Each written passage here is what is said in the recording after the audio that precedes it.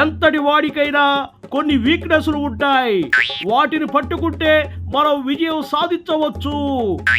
వీక్నెస్లు అంటే నీకులాగా సంజన సుకన్యలను మేనేజ్ చేయడం అంటావా, లేకపోతే మసాజ్ పార్లర్కి వెళ్ళి గంటలు గంటలు మసాజులు చేయించుకోవడం అంటావా? భలే చెప్పావు జలగన్న. ఆంబోతికి వలేసి పట్టుకోవడం అలవాటని ఏదో ఈజీగా చెప్తున్నాడు. సంజన సుకన్యలను పట్టుకున్నంత తేలిక కాదు బొడ్డోని పట్టుకోవడం. అది కదయ్యా గుట్క, మన ఆంబోతి ఏదో చెప్తున్నాడు కదా, పూర్తిగా చెప్పనిస్తే అప్పుడు మనం ఒక నిర్ణయానికి రావచ్చు. ఈ తొర్రి పొల్లోడు ఒక్కడే నన్ను బాగా అర్థం చేసుకున్నాడు. నేనేమంటానంటే జూనియర్ని నందమూరి కుటుంబ సభ్యులు దూరం పెట్టినారు, మరీ ముఖ్యంగా వాళ్ళ బాబాయి బాలకృష్ణ దూరం పెట్టాడు. అది జూనియర్ అభిమానులను బాగా బాధిస్తున్నది. ఆ విషయం అందరికీ తెలిసిందేగా. ఇప్పుడు నువ్వు కొత్తగా చెప్పేదేముంది? పాత పామే అయినా కొత్త కర్రతో కొట్టాలి.